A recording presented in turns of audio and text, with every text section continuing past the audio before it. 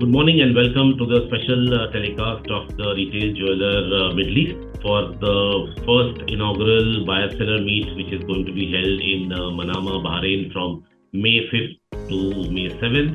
And we have with us Mr. 𝒂𝒚, founder and president of V&A Group.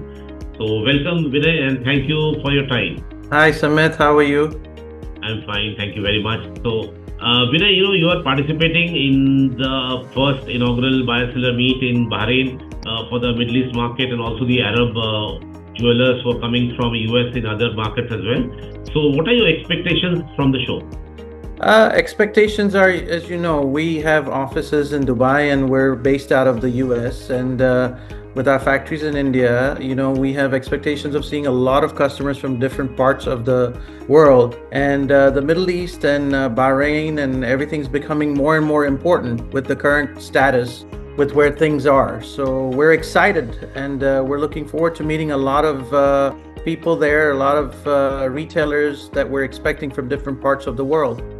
Great. So Vinay, since this is a new show and it's primarily a buyer-seller meet, are you launching any new collection or are you launching any new program which you'd like to talk about? Sure. So Sumit, anytime we participate in any shows, anywhere in the world, we always kind of have different things that we bring to the forefront, right? Innovation is what we pride ourselves on. So we're bringing in a lot of microfusion products. As you know, gold is at 3,300, 3,400. So it's very important to innovate things where we can still give the look and feel. And so we're bringing in a whole microfusion line, which kind of gives a bold look to the gold, but yet the gold weights are in control, and it's a combination of using different techniques that we're doing. So we'll be launching the whole microfusion line. We'll be launching very big, different OPEX stones that we're working on, and we're looking for alternatives to where we can give our customer value for their money. Okay.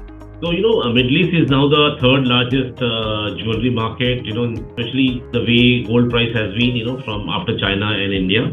And US is also a very, very big market in both, although the diamond jewelry is the largest, but even in gold, they're doing very well. Especially the Arab retailer and the NRI retailer as well is doing very well. So where do you see Middle East going? Because, in Middle East, what we have seen is Saudi has really opened up now very well. They are welcoming, new suppliers and global suppliers. So you'll see a lot of Saudi retailers and wholesalers at our show. Also, apart from that, Qatar and Bahrain itself is a very open market now, even Kuwait for that matter. So where do you see your kind of products, going, and how do you see in the next 5 years this entire Middle East market? So you know what? A couple of years ago, we as a group had decided that the Middle East is one of the most fastest growing markets out there. So we've really concentrated on Middle East. That's why we opened our Dubai office last year, specifically for concentration on that.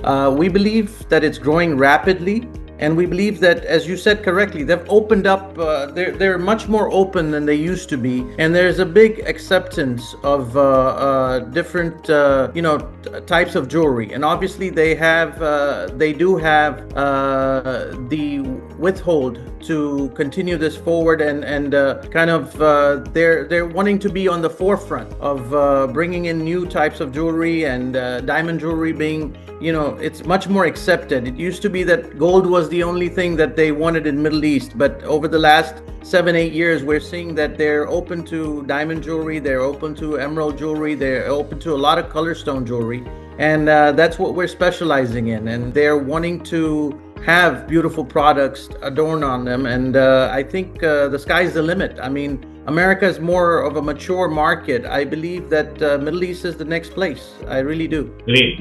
And, while we are going through a period of tariff adjustments and things like that across the world right now, how do you see this year, going, in terms of percentage growth, or where do you see this year compared to last year? So, Samir, that's a very good question. Tariffs, I just got in yesterday from the US, as you know, and the reason this is my second visit this month to India, to my office, is because of the tariffs. Our president has kind of made life a little tough, but I think it's a temporary phenomenon. I really feel like our governments are working together, and sense will prevail. But it's a tough year. There's two things happening.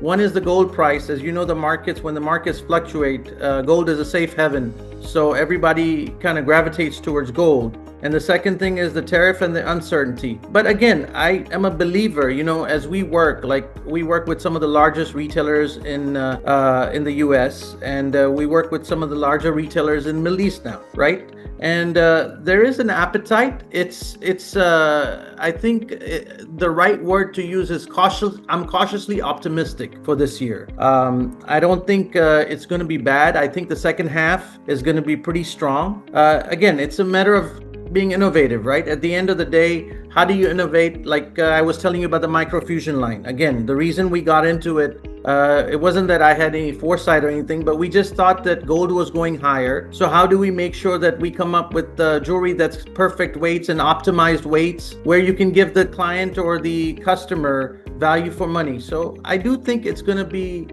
a tough year, but I'm cautiously optimistic.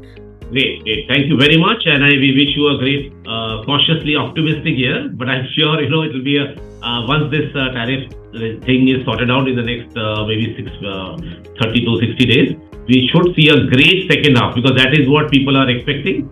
From September onwards, it's going to be a very, very good year, especially for diamond jewelry.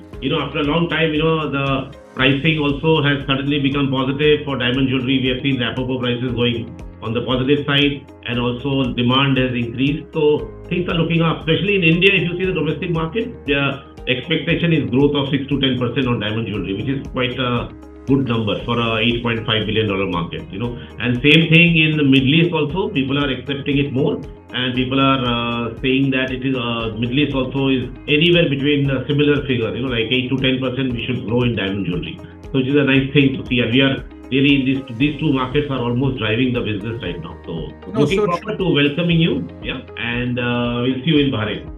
Looking forward to Bahrain, and hopefully we'll have a great show, and hopefully I'll see you there. Yes, we'll see you there. Thank you. Thank you very much for your time.